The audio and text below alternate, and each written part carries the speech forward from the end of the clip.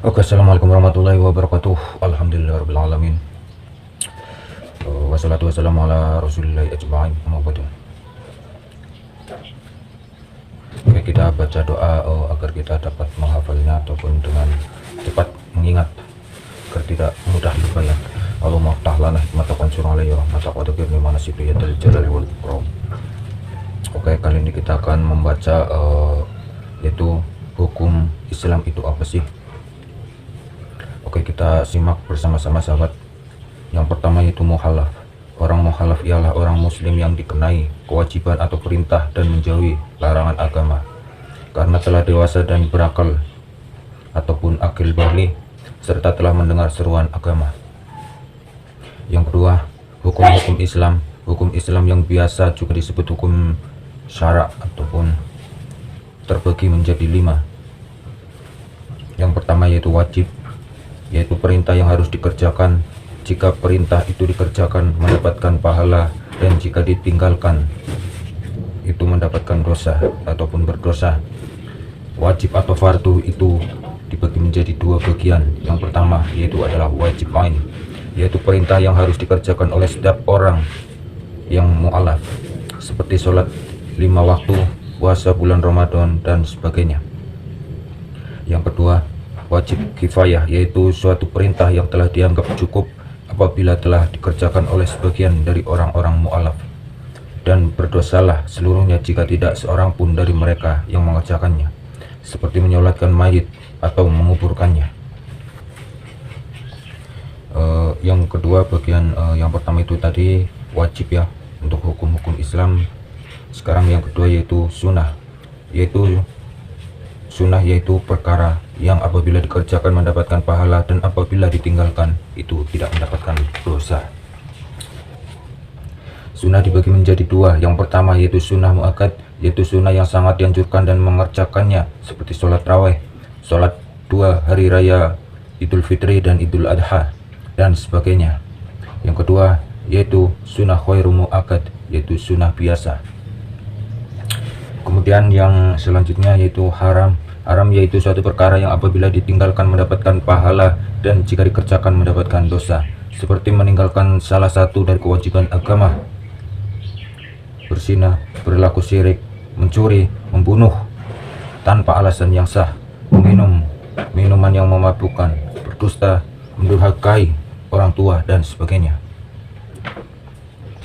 Yang keempat yaitu makruh. Makruh yaitu suatu perkara yang apabila dikerjakan tidak berdosa dan apabila ditinggalkan yaitu mendapatkan pahala, seperti makan petai, bawang mentah dan sebagainya. Kemudian yang yang kelima yaitu mubah.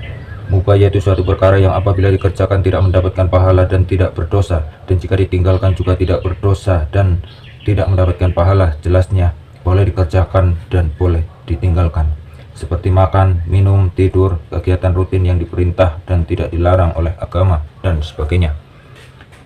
Oke, yang ketiga yaitu adalah syarat dan rukun.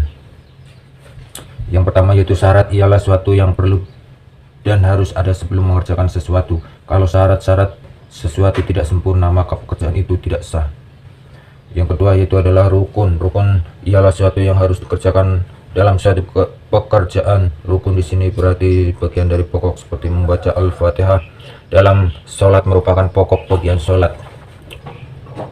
Tegasnya sholat tanpa Fatihah tidak sah. Jadi sholat dengan Fatihah tidak dapat dipisah-pisahkan.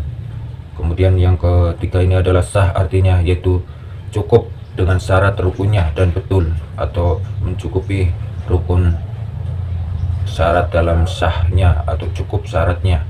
Yang keempat itu yaitu batal. Batal artinya tidak cukup syarat rukunnya atau tidak betul. Jadi apabila sesuatu pekerjaan yang perkara yang tidak memenuhi syarat rukunnya, berarti perkara itu tidak sah atau dianggap batal. Kemudian yang kedua yaitu rukun Islam. Yaitu rukun Islam itu ada 5, yaitu yang pertama yaitu mengucapkan 2 kalimat syahadat, artinya mengaku tidak ada Tuhan yang wajib disembah melainkan Allah Subhanahu wa taala, dan mengakui bahwa Nabi Muhammad SAW adalah utusan Allah. Mengerjakan sholat 5 waktu dalam sehari semalam. Oke, yang ketiga yaitu mengeluarkan zakat. Yang keempat yaitu berpuasa dalam bulan suci Ramadan. Yang kelima yaitu menunaikan ibadah haji bagi yang mampu ataupun yang berkecukupan.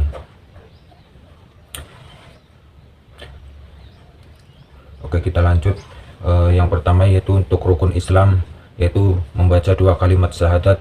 Dua kalimat syahadat ialah dua perkataan ataupun pengakuan diucapkan dengan lisan dan dibenarkan oleh hati untuk menjadikan diri sebagai orang mukmin ataupun orang Islam. Oke, kita baca syahadatnya seperti berikut. Asyhadu an la ilaha illallah wa asyhadu anna Muhammadar Rasulullah. Asyhadu an la ilaha illallah wa asyhadu anna Muhammadar Rasulullah. Asyhadu an la ilaha illallah wa asyhadu anna Muhammadar Rasulullah. Yang artinya, aku bersaksi bahwa tidak ada Tuhan melainkan Allah, dan aku bersaksi bahwa Nabi Muhammad adalah utusan Allah. Jika seorang yang bukan Islam membaca dua kalimat syahadat dan dengan sungguh-sungguh, yakni membenarkan dengan hati apa yang diucapkan serta mengerti apa yang diucapkan, maka masuklah ia ke dalam agama Islam dan wajib ia mengerjakan rukun yang 5. Dua kalimat syahadat masing-masing adalah yang pertama, syahadat tauhid, yaitu artinya menyaksikan keesaan Allah Subhanahu wa taala. Kemudian yang kedua, syahadat Rasul, yaitu artinya menyaksikan dan mengakui kerasulan Nabi Muhammad SAW. Bagi orang yang akan memasuki agama Islam, dua kalimat syahadat ini harus diucapkan bersama-sama atau berturut-turut, tidak boleh dipisah-pisahkan. Yaitu contohnya tadi ya, asyhadu an la ilaha illallah wa asyhadu anna Muhammadar Rasulullah. Seperti itu sahabat. Kita ulangi lagi, asyhadu an la ilaha illallah wa asyhadu anna Muhammadar Rasulullah.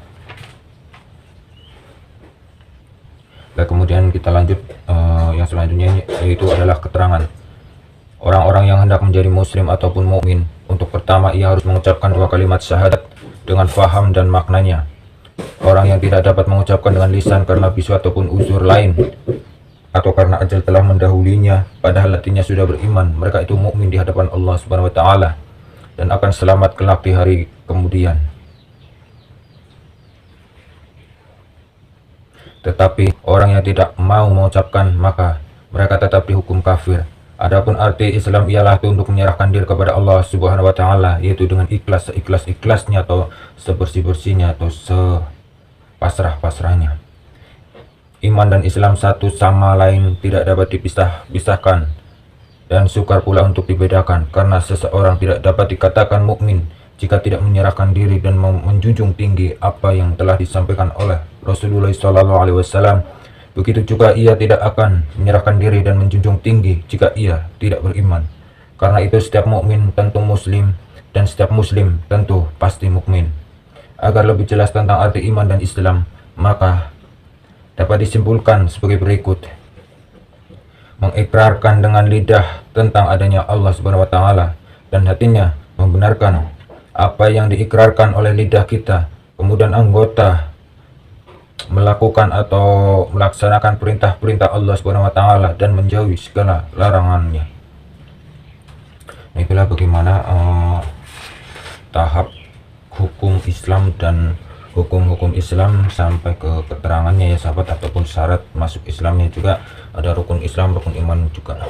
Oke, semoga bermanfaat untuk teman-teman semuanya. Yang belum paham boleh di komen di bawah ini sahabat. Oke, sekian dan terima kasih. Jangan lupa like, komen, dan subscribe untuk channel Polos Sewu ya. Akhir kata dari saya, wabillahi taufiq wal hidayah. Wassalamualaikum warahmatullahi wabarakatuh.